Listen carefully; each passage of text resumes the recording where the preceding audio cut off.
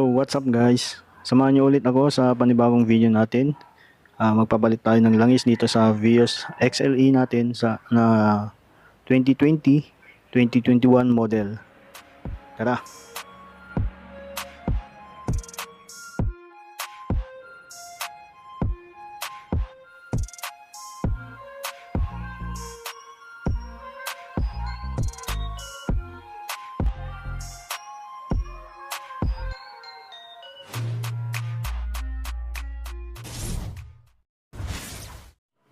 So pagdating sa langis guys, no, hindi ako masyadong kabisa sa mga langis na ginagamit natin, pero subok ko na to, no.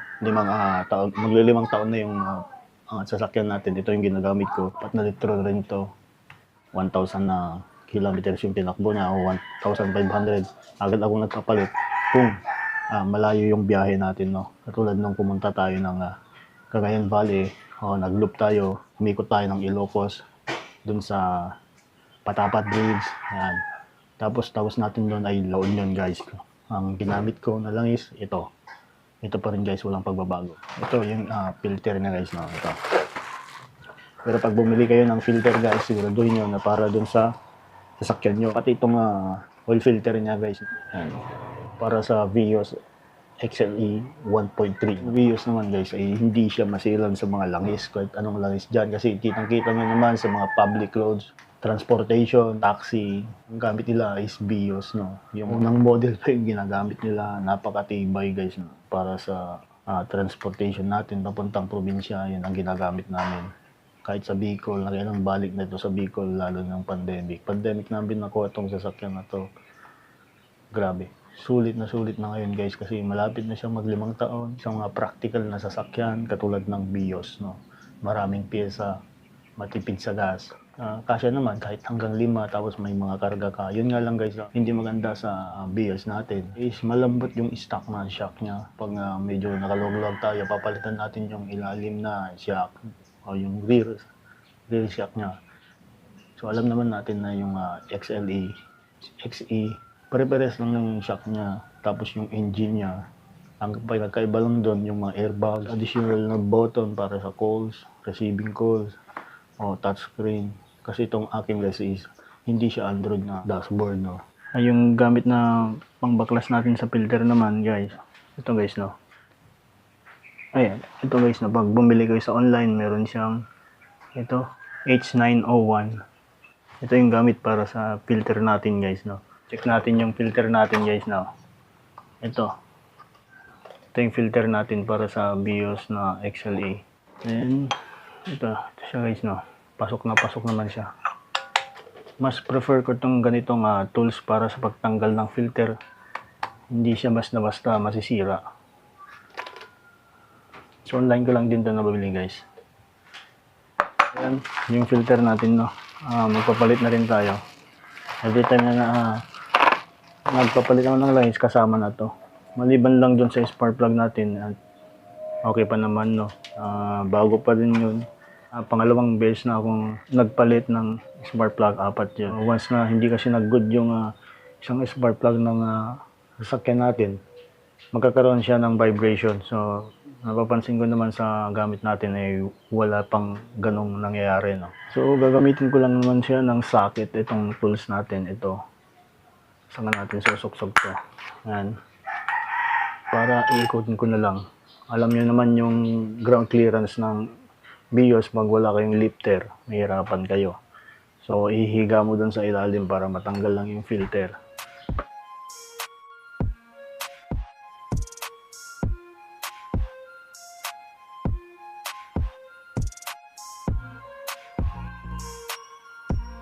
Ayan guys, titignan nyo siya. May plastic siya para iwas na malagyan ng dumi. Ayan. Tapos yung o-ring niya, may o-ring na din kasama. Ayan guys, parehas yan. Isa lang binilhan ko niyan.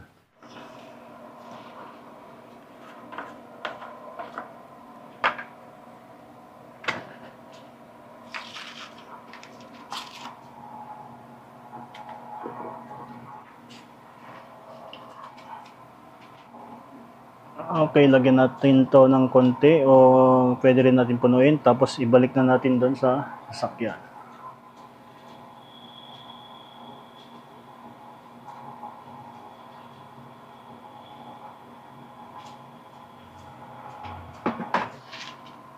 Nga pala guys, no, bago nyo ilagay doon, ibalik doon sa makina ng sasakyan, lagyan nyo muna ito ng langis, itong paligid niya.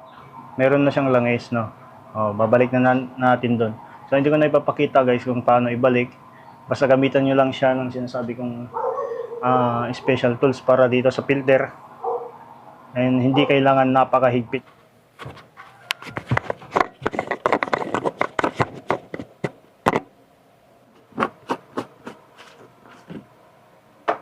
Kaso yung budo na gagamitin natin, maliit na yung butas.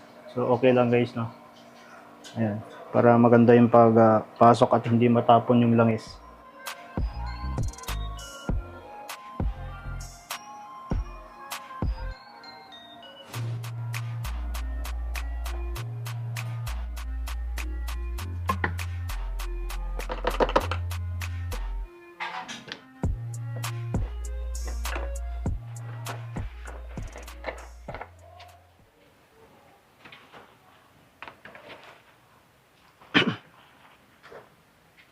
So guys, no, hindi tayo naglagay ng tarapal dito para sana hindi pero lilinisan ko naman to guys, no, after ng change oil natin.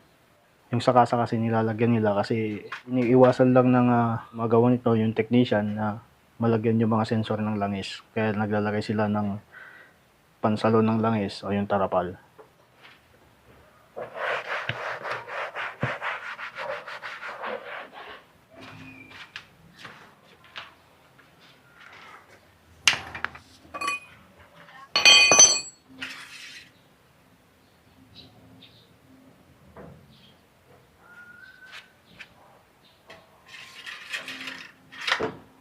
So ito pala yung kaibahan ng gamit natin guys, no, sa 2,000 to 3,000 kilometers.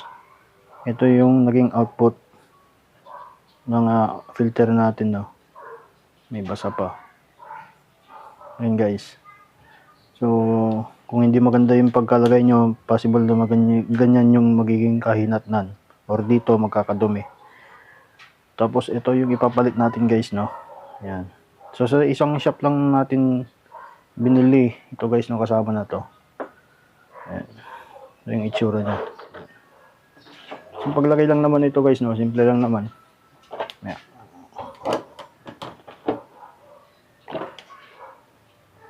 I-slide mo lang siya. Ayan. Tapos meron siyang lock. Simple lang naman ang paglagay guys, no. Dalawang lock lang siya. Ito. So, palagi ko kahit sa mga unang generation ng BIOS, ganito rin yung filter niya. So, sunod naman. Ito guys, no. So, comment lang pag may mga BIOS user dyan, kung hanggang kailan tayo magpapalit ng timing belt dito. Drive belt, tawag. Hindi pa ako nakapagpalit. So, ito guys, no. Pag naputol kasi yan, hindi na tayo makakatakbo niyan. Sigurado yan, guys. Yan yung mga inaalagaan natin, yung belt, yung langis, saka yung filter. Pati yung kasama mo na yung battery kasi mga 3 taon bumibigay na yung battery natin. So yun guys, yung binili nating mags ay ang tatak niya WED Sport. So kopya lang to guys, no. Kung mapapansin nyo naman, maganda siyang tignan sa kulay na pinili natin, tong BIOS natin. Bumagay naman siya guys, no. Nasa 15S lang yung size niya. Tapos yung gulong niya ay nasa 50. 50 lang yung gulong niya guys. So sa mga ibang upgrades naman ay yung visor natin. Yan, goods naman siya.